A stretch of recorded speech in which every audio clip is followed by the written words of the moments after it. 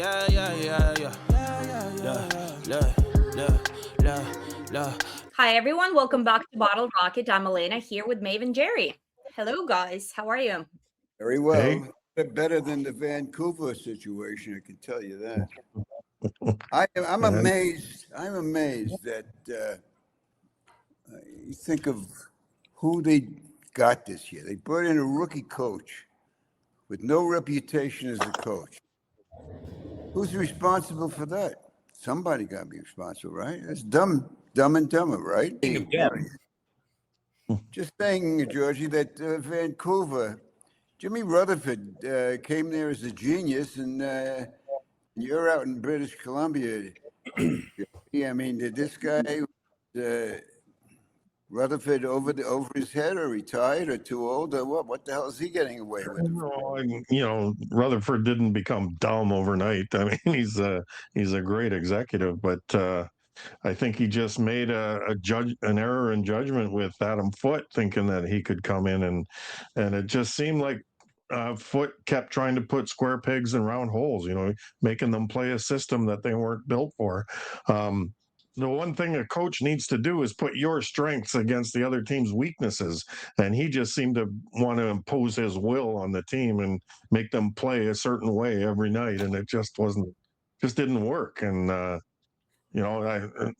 could be up to, Adam Foote's inexperience as a head coach. But, in my opinion, they got to get rid of a lot of them. Coach, the assistants, everybody, even the goalie coach.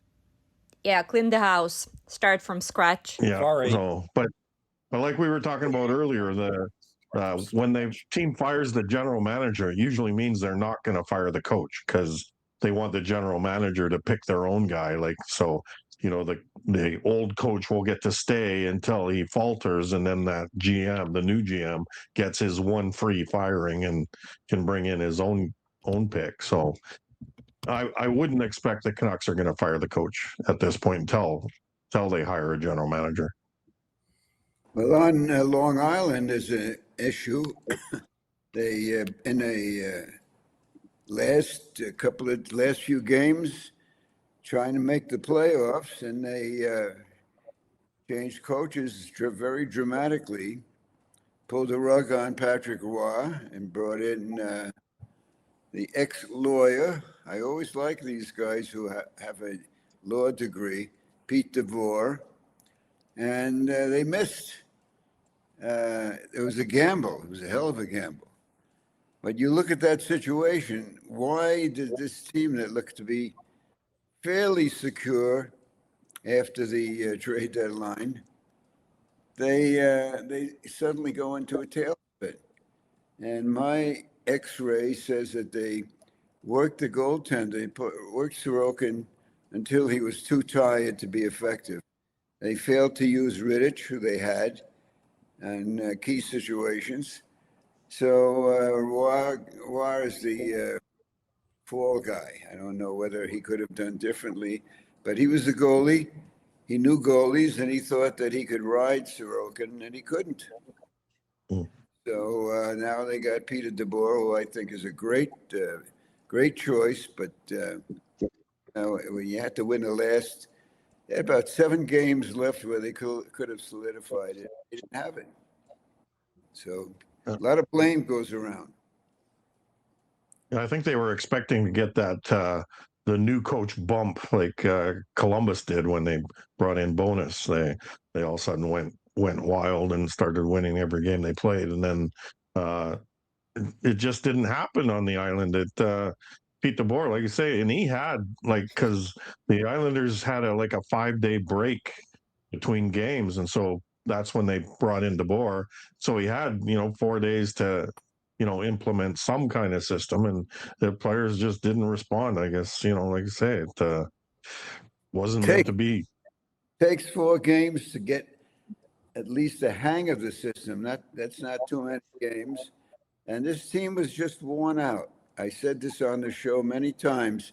This is a team that's playing on a tightrope. And they were. You look at they win games with it by a goal left and right, and they come from behind. They had a tremendous record in overtime. But when it came down to the crunch, it didn't matter. They didn't, the power play was a joke, just a joke. And I have another theory, if I could jump in on this. Go ahead. The theory is that I think from what I'm on the outside, but from things I heard from people out on the island, is that, Patrick's kind of a hard case. He's very intense. That works for a while. And then, as we all know, that after a year or two or three, they stop listening.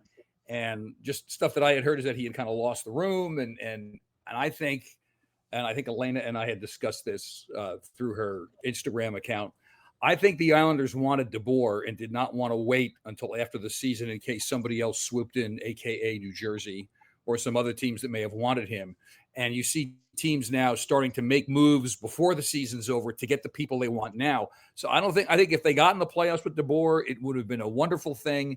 But I think this is for long-term, 2-3 years down the road. And that's the guy they wanted, and they didn't want to wait around. And so, it was unfortunate for Patrick. We know him going all the way back to the 80s when he played with the Canadiens and then the Avalanche. Tough luck for him, but I think that's the guy they wanted, and they weren't going to wait and see if anybody else would scoop in with more money or a better deal. So, how many years do you hear people say at the end of a season on a losing team, the coach lost the room? A lot, right? What they should have built, and maybe they will build at UBS, a lost and found for lost coaches. lost coaches who lost their room. Well, they could find a lost dressing room, which could be in another section of the lost and found. Look, it worked for Vegas. They brought in Torts, made the playoffs, and lately they've been winning games. Their numbers have improved across the board. He's one of the greatest coaches in the NHL. He definitely has the room. Didn't lose it yet. Well, he's only had it for about a month. Give him a year or two, and that's his track record. Everybody responds to him. Stan, you've probably seen way more than I have, but I can think of Milbury in Boston, Pat Burns in New Jersey, Fatorik briefly in New Jersey. Guys that come in, they tighten everything up, they yell at everybody, everybody snaps to attention. And after about a year or two of that, they stop listening because they're tired of getting yelled at. I mean, Milbury only lasted 2 years with the Bruins, and he finally kicked himself upstairs and who did he hire, by the way? Rick Bowness. So there you go. But I think that works. It's a short burst of energy. It's like taking an energy drink. You get all fired up, and then comes the crash eventually. And that may have happened with Patrick. It happened with Fatorik. It happened with Pat in New Jersey. I think if he had stayed healthy, I think he was starting to run out of rope with the Devils, even though they had won the cup. And then it's the whole circle of, tough guy, nice guy. Then they love the nice guy and they respond. Then they take advantage of the nice guy, and then he goes, and in comes the tough guy, and it just goes around and around and around. Well, how do you explain John Cooper? A dozen years? Have they tuning him out? Or Brindamore? No, I think those guys aren't guys like Brindamore and Cooper are tough guys. They're smart guys, but they don't go to extremes to get the attention of the players. Everybody, there's a culture established. Any team in any sport that gets a culture established, and you have one guy in position for a long time, that tends to ride on. But I think if John Cooper or Rod Brindamore was more of a maniac in the room, that would run out. If they were too nice to the players, I mean, remember Larry Robinson? They all responded to him beautifully, right? They rallied, they won the cup, and then the next year in the final against Colorado, they stopped listening. They had a 3-2 lead and thought they could do it themselves, and it fell apart. So it's not every case. I don't think it's a hard and fast rule. But I think in the case of guys like Patrick or Mike Milbury or Torts or Pat Burns, it works in the short term. The energy burst is huge, and then it's like the sugar rush. It stops, and then you have the crash. So say again. Three of you, give me an opinion. Who would you rather have coaching your team, Cooper or that guy in Carolina, Brindamore? Can both things be true? What? Cooper's won cup, so I would go with Cooper. But The thing I like about Cooper is he adjusts to the players he has. He doesn't make the players adjust to him. It's not all about him, and I think that's the key to success for longevity. Is you Right. work with what you have. You don't make what you have work with you. You adjust to them, and that's like in any workplace. Any good boss adjusts to his staff, not the other way around. You don't impose your will on everybody else. Not in these days. Nobody will respond, or they will respond short term only, and then tune you out. So I think Cooper's a psychologist, isn't he? And he knows what to expect from everybody and knows exactly their strengths and weaknesses, and he makes he makes them play to their strengths, and he improves their weaknesses. So it's not rocket science. Just that you get these tyrant coaches. If you look at Tocchet first came in with Phoenix halfway through the season. The team improved under him. The next season he made the playoffs.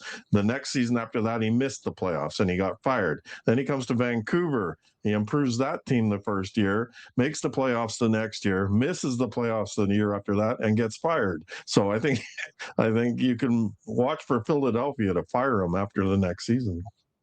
How do you explain the situation with the Ranger coach who was coach for Pittsburgh for the last 2 seasons and he missed the playoffs both years? So why would he be honored with another coaching job? Because he's from Boston and the GM is from Boston? Maybe. Well, I think it comes down to their previous record in the NHL. I mean, he won 2 cups, so he's going to ride that for a long time. And the NHL is very reticent to hire new coaches. They seem to just want to recycle the old ones. And unless a guy's had some kind of phenomenal success in the AHL, he's not going to come up to the NHL. What about having a lawyer as a coach? That's what Pete DeBoer is. It'll be hard to argue with him. He'd win every time. The old gag is when DeBoer was a lawyer, he was shy. He was a shyster lawyer. No. Yeah. Can I make an observation about the podcast right now, just for a moment? That we're talking hockey, we're all pumped up. We got one guy wearing a football shirt. We got the hostess wearing a Raptors NBA shirt. And I'm wearing a Pawtucket Red Sox shirt, and they are gone. They are now in Worcester, Massachusetts. And the reason I'm wearing this, I just want to throw a baseball thing out quickly. Today, the recording day, which is, of course, April 18th, is the anniversary of the longest game in baseball history. 33 innings played in Pawtucket, Rhode Island in 1981. They stopped playing after 32 innings because the sun was coming up, and they were out of pitchers. One guy who had a bad reputation with his family, or his bride, shall I say, got home at 5:30. She had changed the locks and wouldn't let him in. And he's like, no, seriously, I was playing baseball. You can look it up. And so the best part of the story is that was the year of the big Major League Baseball strike for you baseball fans out there. So June comes around. There's no Major League Baseball. Rochester, the visiting team, is back in Pawtucket to finish the game, right?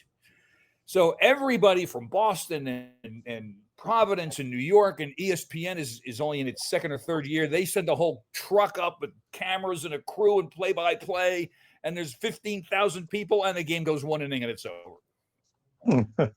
Dave Koza with the base hit scoring Marty Barrett, ladies and gentlemen. And the guys that played in that game, I got to get them in, Wade Boggs, Mike Smithson, Cal Ripken. I mentioned Marty Barrett, Rich Gedman, who remains a good friend to this day. He was the catcher, and his great story was they took him out for a pinch hitter in the 8th, and he had to sit and freeze in the bullpen for the next 23 innings. So that's my baseball input. I think we all got to do better with our dress for the Hockey Playoff podcast. I love the Seahawks and the Raptors, whatever. And but go Paw Sox. I know, Stan, it's not Ebbets Field, but it's a great story. We got to go. I have nothing against great stories. I do want to say, I want to talk about who's going to win the playoffs. And my favorite long shot right now is my buddy Travis Green's Ottawa team. I got a note from him. I wrote him a question the other day, and he said that his team is very, very pumped up, and they're all hot, and that's a great underdog to beat Carolina. Well, they've got a great defense and a great goalie. If he's on his game, trouble. Yeah, for sure. I'm picking Ottawa to win in 6, so I have no faith in Carolina's playoff ability, Excellent. especially I in got their Carolina going to the final. How about that? Yeah, I think they're gonna go deep for sure. Carolina. Well, I'd like to do our playoff picks for each series. So I'm picking. Actually, my upset pick is LA beating Colorado in 7. So Wow, he just who are you destroyed my picking? bracket in 2 minutes. I Who can't are believe you- it, Jerry. You're killing me. Who are you picking, George? in That's that a good series? one. That's a good one. No, I I like think my upset pick is Anaheim over Edmonton. Yeah. Dreisaitl's not feeling good. You know, Connor Who's not McDavid's feeling awesome, good? but he's a little temperamental. Edmonton goaltending, the two words that have never gone together since like 1990. So I see them prime. Plus, my daughter's a Ducks fan, so I gotta take care of business. The reason why you left one out, that your main reason why Edmonton is not going to win the cup is because McDavid never wins the cup. What the hell is he? What the hell has this guy won? That's a pretty good reason. He couldn't even in the World Cup. Where the hell was he on the back check when he should have been taking that led to the winning goal? But he never wins the cup, right? There's always an alibi. Now he's playing 2 more seasons to show that the team can win the cup. And men, where is he? I hope he goes to Winnipeg. He deserves Winnipeg. You should come to the Maple Leafs. That's his chance to win the cup. Oh, that's the last place I think he'd want to. That microscope is so big and the heat is so hot. I don't know that anybody wants to go to Toronto and deal with that. He's from there, so who wouldn't? So he should know better. He should know better. Who's from where? Who's from where? He won 2 Memorial Cups. McDavid is from Toronto. Well, Newmarket. That's not Toronto. Well, yeah, Ontario. We'll take it. Do you think that McDavid is ever going to win the cup? I think he will. Yes. With who? With who? With the Windsor Stars? Come on, give me a break. He's got. Who does he have? That Draisaitl with him all the time. Still can't win the cup. And they got Nurse on defense. He's become a doctor. Maybe he's a doctor, nurse. Who knows? Anyhow, so they never got the. They don't have the goaltending. And when the chips are down, you can take a guy like McDavid out of the play. You could just put somebody on him. I mean, Canadians, when they won 5 straight cups, anybody who was great, like Bobby Hull, any opponent, he put Claude Provost, the greatest back-checking defensive forward in history, or Bert Olmsted, and 5 straight cups. Can I make a football analogy to this, which I think works? John Elway was Connor McDavid. He was the greatest quarterback. He threw the ball 7,000 miles. He 75 touchdowns, whatever he was doing. Couldn't win the Super Bowl. I think he lost 3, right? When Denver finally got a running game and he could hand the ball off 30 times a game to a great future Hall of Fame running back, everything changed for him.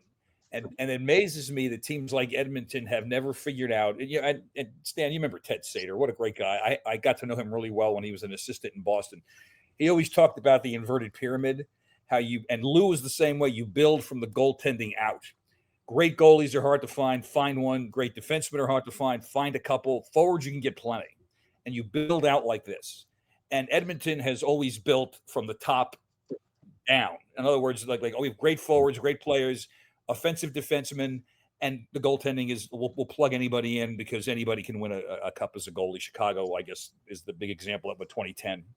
And I think that you sit there and you're sitting at home, and my friend Charlie from Long Island, big Yankee fan, has a great expression. I know this, you know this. How do they not know this? How has Edmonton never gone out and gotten the big goalie? They're always going to the bargain bin, or they're trying to outsmart somebody and get somebody to come in who they think can fill the gap. Who are you going to get? I don't know, but they've never done it, and they're wasting him. They're wasting him, and teams have to adjust the way they play. You can have the greatest players in the world, but if you don't have a good goalie, and good defense and teams that are built for postseason, not just run and gun, for 80, 82 games. I don't know. I don't think they're going to get that far.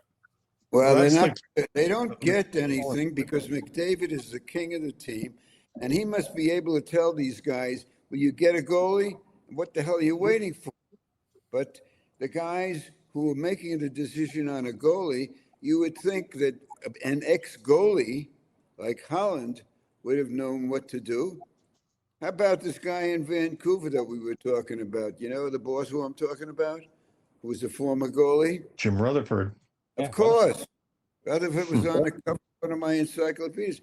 How do these guys blow it? Well, I think part of the reason is that they're not too smart, and the other part is that they're damn stubborn. That's the Ken Holland playbook, though, is with the inverted pyramid, and because it worked for him in Detroit. He had all this superior talent, out of the crease, and he plugged it up with Chris Osgood, who was just good enough, and Mike Vernon, was just good enough to get them over the finish line. So I think Vernon was a little more than.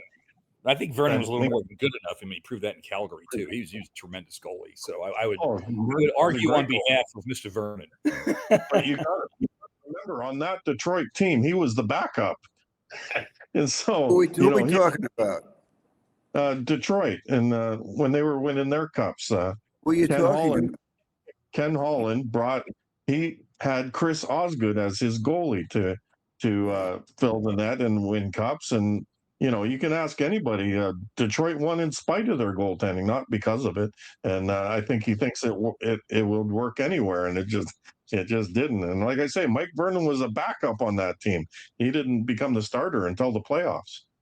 As we all know, times change and goaltending changes. And when I look back, one of the major differences, a goalie would play like Glenn Hall would play all 80 games because he wanted to play every game. So he hated anybody taking the job away from him.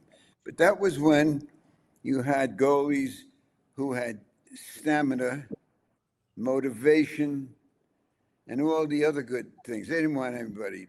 Turk Broder, Toronto. They weren't even thinking about backup goalies. Backup goalie was a trainer, for crying out loud. So, and everything about goaltending was different. Well, now the position has changed so much, and of course, Jerry would agree, I'm sure. It changes so much. Every team now needs a third goalie, not a second goalie, but a third goalie. You look at the Islanders. They started the season with their regular goalie, Sorokin, and no backup. They didn't have a backup because their backup guy, Varley, was in a situation where he didn't play a single game. He was out the entire season. The backup was out for entire season. They have to reach down for another guy, Rittich. And here's an interesting thing, because the Islanders, in some places, think they should have made the playoffs. So they're now in the home stretch, and they're battling 3 or 4 other teams, like the Flyers, like Pittsburgh, and so on. And they had to make a decision. And a goalie who was running the team should make the smartest decision, Patrick Roy, who was one of the all-timer, right? So instead of using the backup, Rittich, once in a while he's using the same guy over and over and over and over and over. And that's precisely, among other reasons, why they didn't make the playoffs, because Sorokin was just beat to hell. He was exhausted. Same thing with the Ranger goalie to a certain extent. So you need 3 goalies. Same thing happened with the Rangers. They were a contending team until they invented something new in hockey. You buy 5 white flags, and as soon as it becomes February, we're through for now. We're going to look to next year. We're going to retool. That was one of the dumbest things avoided by many of the media, and practically all the media except us, because we know better than that. They were in a position to make the playoffs when they put the white flag up. they assumed that Pittsburgh is going to fall apart, that Philly's going to fall apart, that the Islanders, So when they needed a goalie, when Shesterkin got hurt, they got a guy, a European nobody ever heard of. They didn't even go with their Hartford goalie, which was unfathomable. It's hard to say unfathomable. Say it fast, George. Unfathomable. Unfathomable. So the point is, now with goaltending, you have to assume two guys are going to get hurt, and you damn well better have a good third goalie. Glenn Hall must be up there laughing his head off. Okay, I got something to stand here because this is the playoff series that's making me crazy. It's Boston and Buffalo. It's the Adams division again. It's the Adams division. It's Buffalo and Boston. I mean, it's crazy. What's crazy? Why is it crazy? I think it's great because, well, I don't know which way to go because obviously I have roots with the black and gold. I love that team this year because nobody expected anything out of them, yet they punched above their weight all season. Sturm came in and taught them how to play Bruins hockey, and you saw these guys overachieve all year and block shots and take the body and do stuff. Guys like, I'm not going to mention anybody named Minton in front of a Maple Leafs fan because she'll get upset if I talk about the year he had. Tell us. Name him. Well, okay. This guy Minton, they got him as like a throw-in for Brandon Carlo, and the guy ended up getting the 7th player award from Nesson for being like the most surprising Bruin. So the old uniform, they have a great goalie. Buffalo's unbelievable story. We actually had Alex Lyon here in the Lehigh Valley a number of years ago with the Phantoms, and it's so nice to see him. He won a 5 overtime game in the AHL playoffs about 5 or 6 years ago. He's a good goalie. And I love, if you think unfathomable is bad, then you can say Ukko-Pekka Luukkonen 3 times fast. And I love the goalies spell it. That's harder to spell. No, it's easy. It's UKKA. 15 minutes to spell it. Put in 4L. Konen. We got it. I'm a goalie guy, so I have to pronounce all their names. So is Lindy Ruff going to get those guys motivated enough to keep the good times going, or will the spotlight of the postseason be so bright and the Bruins playing that lunch pail hockey again? Are they going to knock them out? So I went back and forth and took the Bruins in 7. I think it's going to be one of the best series of the whole playoffs. Yeah, but you're rooting. No, that's me. Since you're rooting, you have to factor in justice, and justice has to say that any team that hasn't made the playoffs, that's from the greatest hockey town in the entire world, Buffalo, 14 straight. How can you not root for them? How can you not root for a team? How can you not root for a team that lost the first 3 games of the season, and everybody said this is going to be 15 years? Well, you just told me not to root. Wait a minute. With a retread coach. Huh? You got to root for Buffalo. I'll root for them through 6. I got Boston in 7. Join the bandwagon with us. Jerry and I are already on the Sabres train. Yeah, well, I got Buffalo in 7, so you got to remember Alex Lyon too.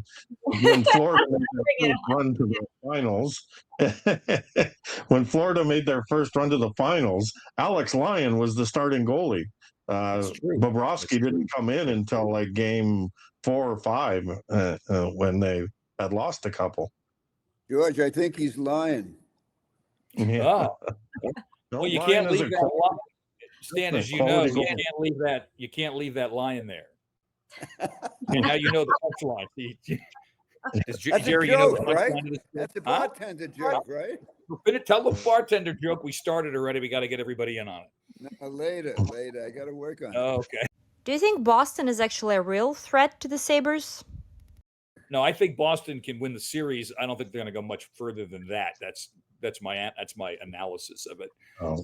I think the Cinderella story could be Pittsburgh, because the 3 mighty old warriors getting together for one last run. Like we're getting the band back together, like the Blues Brothers. They're going to make this run, and it's going to be emotional. And I think they're going to beat Philly. It's going to be a bloodbath. Great television. Second round, don't know. Maybe not. But could you see Pittsburgh maybe getting to the 3rd round, and they're they're like getting the last bullets in the gun, and the water's running out, and there's no food and supplies, and the helicopters can't, but they're still fighting, and they get to like game 6 or 7 of the conference final, and then it ends dramatically and honorably for Sidney and his friends. And that would be a great story. Why? You know why? Because they got a coach with brains. And who did he replace? He replaced the guy who's with the Rangers, who's got no brains because he hasn't been into the playoffs for 4 years now. And they bring a guy in from the Rangers of all teams. This guy's a great coach. What did he do? He got Malkin to play good. He got Sidney, one of the most impressive of all time. Got Sidney to play. You could have said, well, he's an old guy. He's not going to be good. No, he's Sidney. So you got Malkin, you got Sidney, you got Letang. And who's the fourth guy, the amazing fourth guy, who he's a defenseman who doesn't know how to play defense? Erik Karlsson. Right. Those 4 guys, plus, other good players on that team. But Boston is spoiled. They've been in the league since 1924. Enough with them. And they always played my Rangers dirty when I worked for the Rangers. Hated those guys. Schmidt, bad. Broke Edgar Lafra's leg with 2 weeks to go, and that's how they got in. The Rangers didn't. I think the Bruins are never hold a grudge. I think that's Bruins are nothing without Brendan Carlo, so there's no way they're going to. The series I'm watching is Dallas, Minnesota, because Dallas has owned Minnesota in the playoffs the last few years. But I think this year, Minnie's coming back. I'm cheering for Minnesota. Well, that's because of Kaprizov. Because of 4 Russian players on the team. Well, I was just told I can't root, and now everybody's rooting. What's happening here? We have no choice. Our teams are out. Root against Billy Guerin, but how can I root against Jim Nill? There are some guys you can't root against because you got no grudge against them. I got a grudge against Bentamou. I don't mind telling you that. I got a grudge against a few other guys, and a guy in New York. How can you have a grudge against a guy who doesn't have a coach? Well, that series, the goaltending is even, and I think it comes down to Quinn Hughes against Miro Heiskanen, and I think Quinn has the advantage there. So I think just like a 0.01% advantage for Minnesota. So I'm thinking Minnesota. I'm taking them in 6, but could really go 7. Probably will go 7. Yeah, Stars are pretty good this year. Stars are very good. Law of averages says got to be Minnesota. Law of averages. There's never been a player in the history of hockey named Quinn who won the cup. First name. Well, can't he win that in Jersey in a couple of years when they sign him? What? Can't he win that in New Jersey in a couple of years when they sign him next summer? He joins the boys, and they got the new GM and president, and he's coming. I said no way. He's coming. He's coming. Yeah, about as likely as McDavid coming to the Leafs.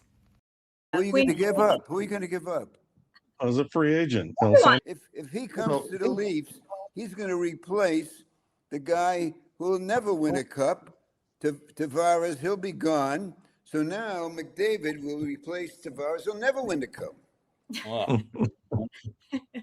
The Leafs just can't catch a break. I'm not against McDavid. He's a wonderful guy.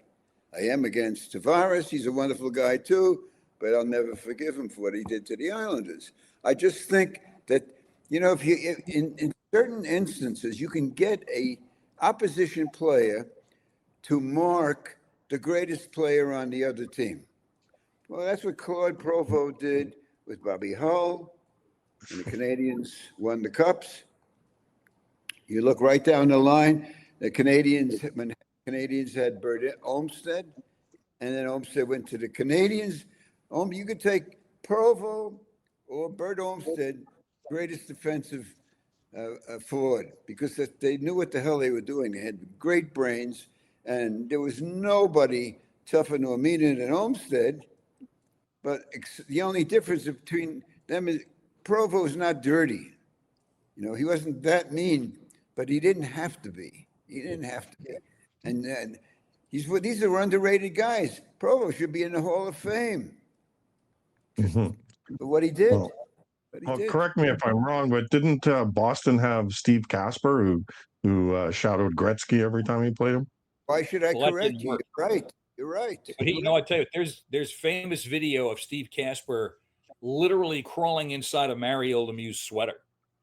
Unbelievable the way he used to attach himself. But if you want to go to like my generation, 80s, 90s, and stuff, And do you know Tikkanen what against he the Bruins twice. Tikkanen was unbelievable. What the Mhm. Oilers did to the Bruins twice is they didn't take Neely away. They took Janney away. So Neely was standing around and waiting for passes that never came. And then, of course, Jacques Lemaire, one of the most brilliant guys I've ever known in hockey, he told Claude Lemieux, see that guy with the big number 8 on his Bruins sweater? Get on him. And he, 95, Stan, you remember that specifically. He drove Cam Neely crazy in the first round. The Devils beat him in 5 and went on to win the Cup with him, of course, Lemieux winning the Conn Smythe Trophy. You remember and that's defensive forward. So crazy.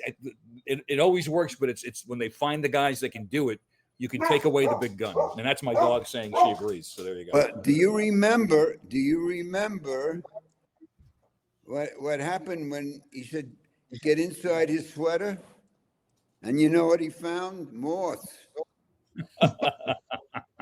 I We'll just just leave remember that the joke. line there too. That's another one. The joke going around the Bruins going into the dressing room between periods, and somebody says, "Where's Steve Casper?" Oh, he's in the Oilers dressing room with Gretzky.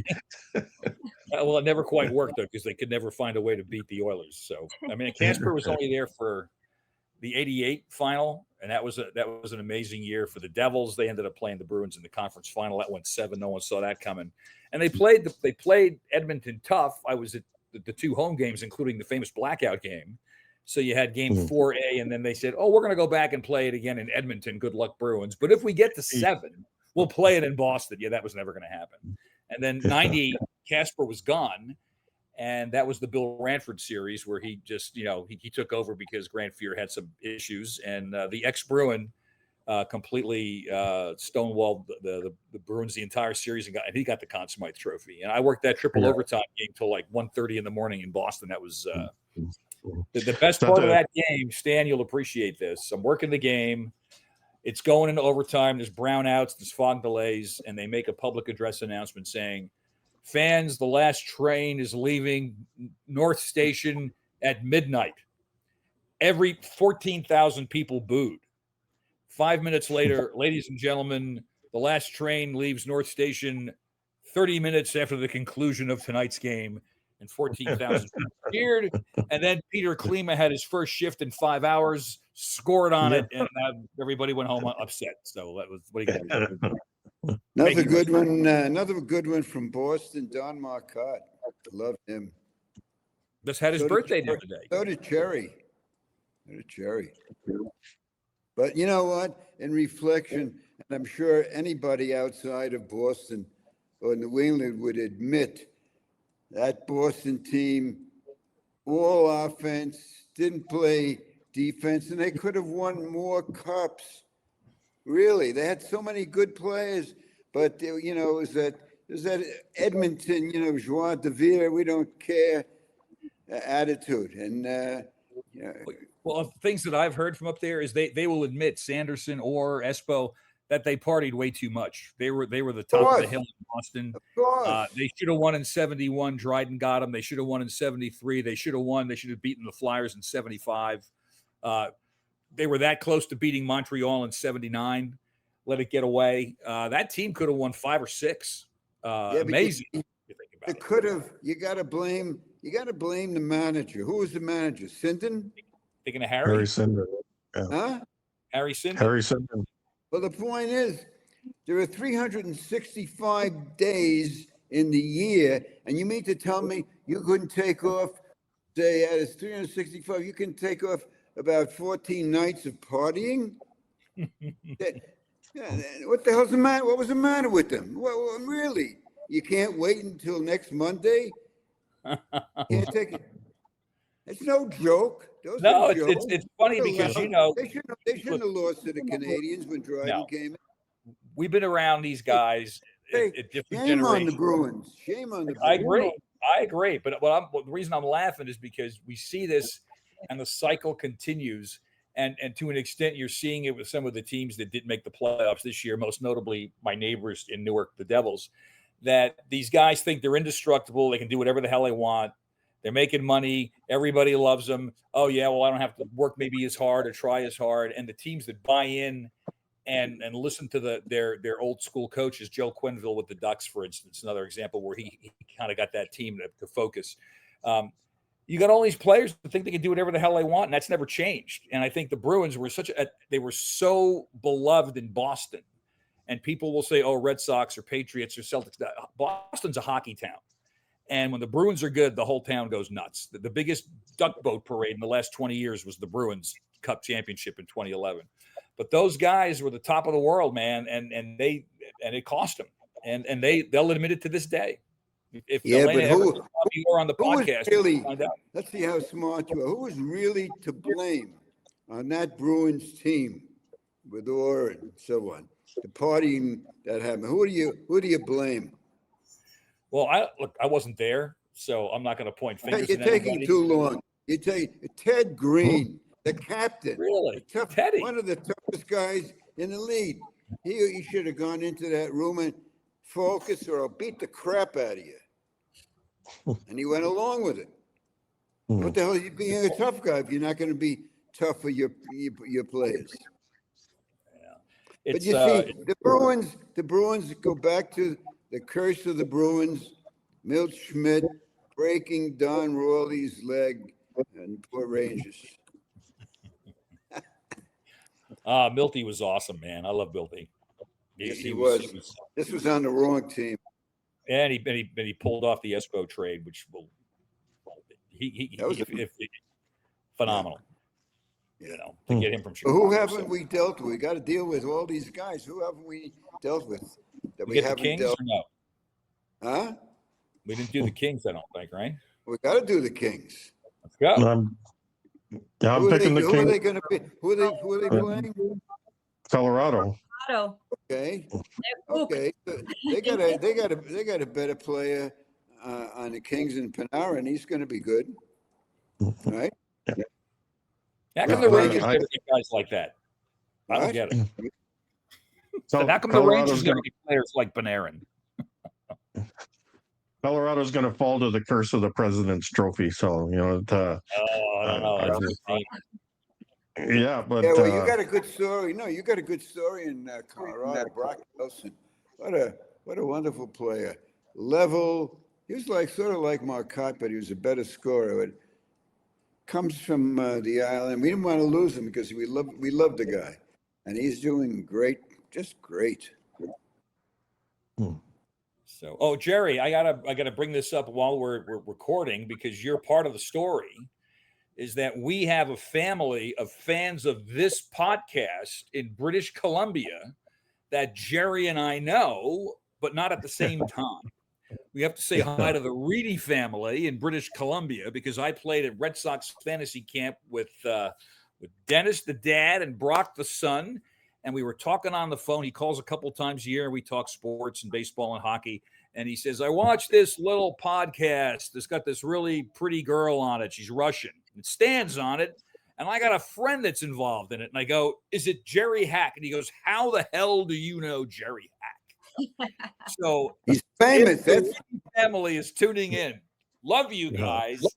Jerry loves you guys. And Alena and Stan love you. What's the name of the family? Reedy. R-E-I-D-Y. Tell him, Jerry, how you know him. R-E-I-D-Y. It's the Reedy family. I played hockey with them in beer league. Craig was our captain. Brock was our unscoring winger. And I'll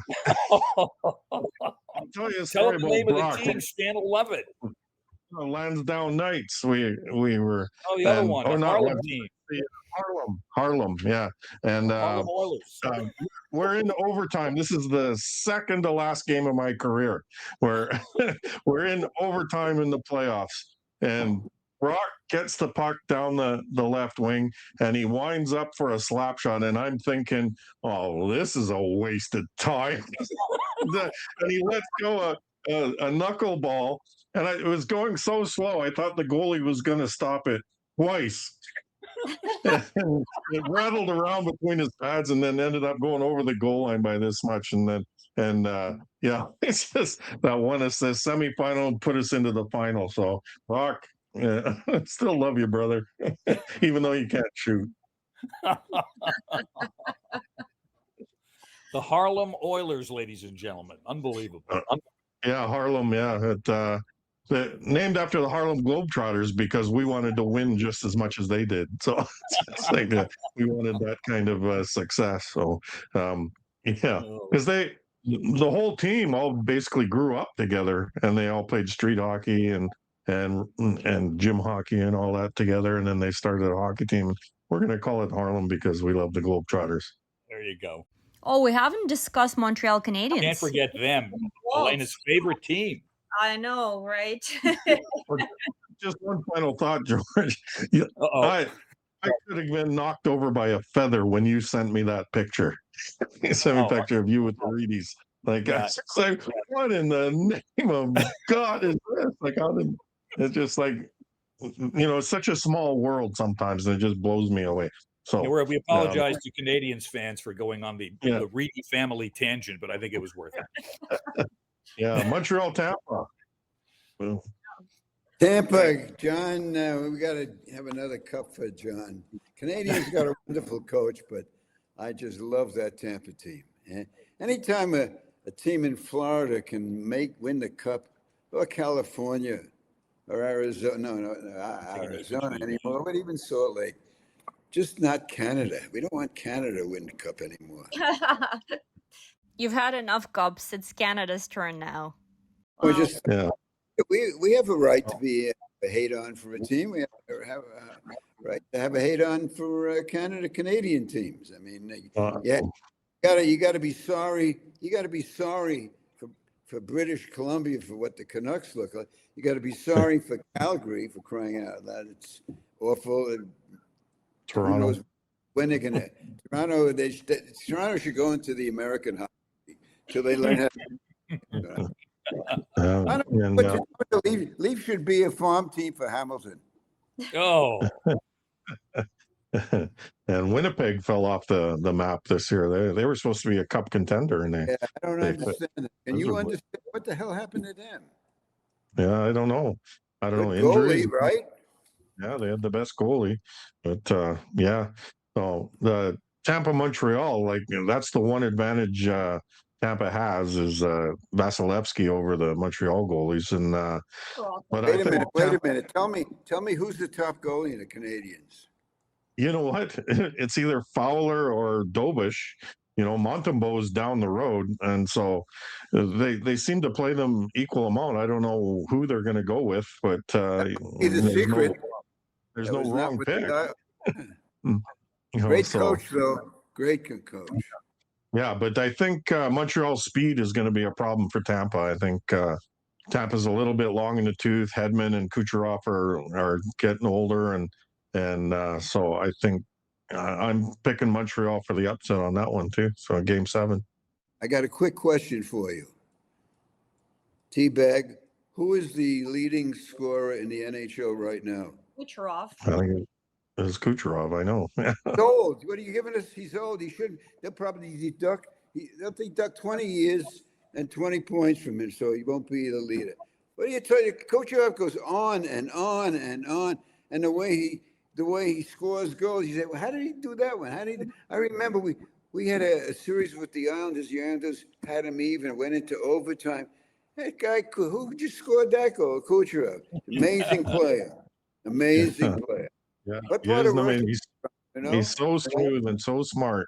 I know, but I think I just think Montreal's overall speed is going to be an issue, and Caulfield is as hot as they come, and I think I'm got a feeling Montreal's going to upset them. Montreal is one of the youngest teams in the league, so physically Tampa has the advantage, right? You know what? It might be that Montreal will kill Tampa Bay because it's Montreal, because that's what happened to the Rangers in '79. Rangers had beaten the Islanders, got into the final, went into the Forum, game one. They beat the Canadians. They beat the Canadians, and Scotty Bowman was going to bench Kenny Dryden, start the other guy, the backup, in game two. Do you know who the backup was? Anybody? Bunny Larocque or Michel Yeah, Platz? Bunny. So Bunny starts game two. It's in the bag for the Rangers. They're flying. In practice, some schlemiel on the Canadians takes a shot and he hits Larocque in the neck before neck, whatever they had. He's gone. They had to throw in Dryden. Rangers scored 2 goals on Dryden. End of scoring. And End of Rangers. Canadians win. You know why they won? Because the night before, and it's in Esposito's book, they were partying. The Rangers were partying.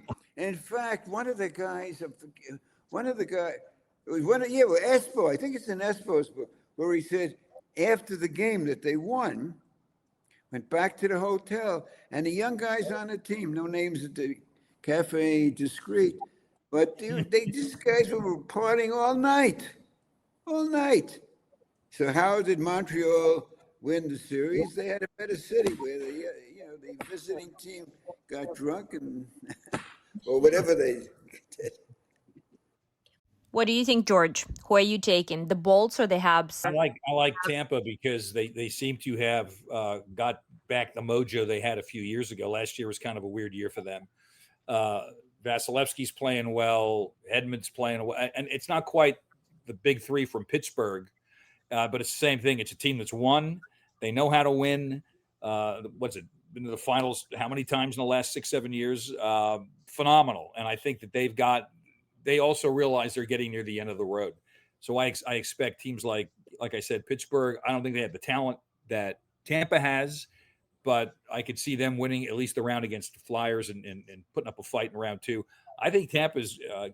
I got them going to the conference final. I do. And I think Carolina has a great chance this year because Florida's not in the way this year. They just took that little roadblock and just had them go away. So maybe that's going to help Carolina. So we'll see. This program cannot continue until we all place a bet. I'm putting $1. Put $1 American on my choice, and that's Buffalo. Oh, yeah, I love that team. Never mind the love. How much money are you putting up? I got a half dollar. So my wait a minute. I have another one. So I have a full dollar. There you go. I have a full dollar now. I got 2 together. If you like JFK. I'm going to say this is the year that Colorado breaks the president's trophy streak. I think they're gonna find a way to win. So their talent's so good, and some of those guys are still pissed off about the Olympics. They're going to want to make up for that. Yeah, and I should note, family note, daughter, college graduate, graphic design, internet stuff, just landed an internship, and hopefully it leads to a job with the newest New Jersey team, ladies and gentlemen, the Trenton Ironhawks of the ECHL. And, Wow. kids today, who are they affiliated with? I don't know. You got the affiliation? I don't know. So I just Googled it in 10 seconds. The ECHL's brand new Trenton Ironhawks are affiliated with the Colorado Avalanche. So it's a family thing. We have to take them in as our family thing now. Go Bruins, but I think the Avalanche are going to win. And may they win so much that they give my daughter a full-time job before the summer's up. Nice. Colorado. Go. Alena? Oh, can we pick same teams or we all have to pick different teams? Do whatever you want. Okay, well, let's not pick the same teams. I'm going to go with Minnesota. You know what? Oh. You never know. It's hockey. Anything is possible. Right, that's right. Anything can happen. Yeah. So you think Garen's going to get the gold medal and the cup in the same year? That's pretty good. Yeah. I'll bet my American dollar, which is $77.30 Canadian, that I'm sticking with with the team that I picked at the very outset of the season, the Vegas Golden Knights. I hate them, but I'm picking them. I'd love that. I'd love that for Torts. I love that for Marner. Oh, Oh. we got an hour in and never mentioned Mitch Marner once to make Alena mad. But we did mention Minton with the Bruins, so that got her going. Ouch, you have to. We mentioned Brendan Carlo. That's enough. Yeah. Just like, Stan, you got to tell the giraffe joke. Let's go. The what joke? Giraffe joke in the bar. We got to tell the joke before the show's over. Remind me of it a little Well, you bit. can't leave it lying there. Remember that. Oh. We're gonna wrap it up here, right? What's going on? Okay, tell the This joke. this lion goes into a bar and orders a beer. He likes it. He has No, another. it's a guy with a giraffe. You got to get it right. I'm helping you out here. Guy walks in with the giraffe, and they start sharing drinks. Pick it Oh up. yeah. I was thinking of a puma. That's better than the gag. Anyhow, this is a true story. No, it's a true story. A giraffe goes into a bar, walks up to the bartender, and he orders a beer. Drinks the beer. Hey, give me another one. Has another one. Hey, I want one more. You did the third one. Fourth one.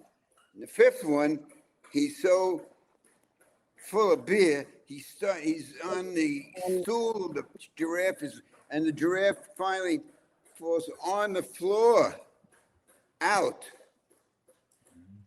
And the bartender goes over to the guy. He says, "Are you going to leave that lion on the floor there?" He says, "That's not a lion, that's a giraffe." Which was not meant to be. It was not meant to be the joke tonight. What we got? Now, Alena, you know this for a fact. You know this for a fact. Under our contract, every gag I tell has to be. You're supposed to say, "What does he get? What does she get to give you for these gags?" But you didn't. Okay, save it for next week. It'll be less money. So what the hell, joke? Oh yeah, I was going to say the contract says I'm supposed to get a joke that's connected with the theme, right? Oh, okay. What was the theme? We were talking about the Rangers blowing the 79 series because they were carousing too much, right? So we were talking about drinking, right? So the late great W.C. Fields, great comedian, loved to drink. So this is what W.C. Fields said about drinking. He says, a woman drove me to drink, and I've never had the courtesy to thank her. Wait a minute. There's another one. So Joey, you guys wouldn't remember Joey Lewis, but I do. He's a great nightclub comic back in the 40s, 50s, 30s. In fact, he was the one that the mob almost killed him. They cut his throat, and he came back, and Bob Hope played him, Joey Lewis, in the movie. Bob was great. Anyhow, Joey Lewis, always, on my parents' anniversary, I took them to the 500 Club on Fifth Avenue, 1945, and Joey Lewis was performing. And the fact of the matter is, Joey Lewis never performed without a glass of booze on the piano, which was, of course, right next to him. Anyhow, so Joey Lewis says, "I drink to forget I drink."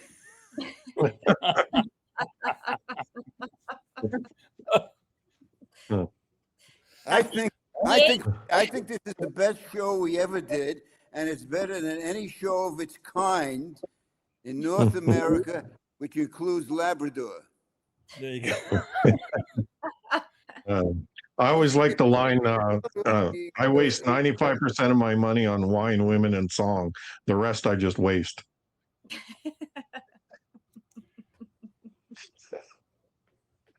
you guys are on fire today. Right. Awesome. Yeah. Thank you so much, guys. And to everyone watching and listening, make sure you're following, subscribing, and we'll see you on the next one. Take care. See you guys. Thank you so much, guys. So much fun. Yeah.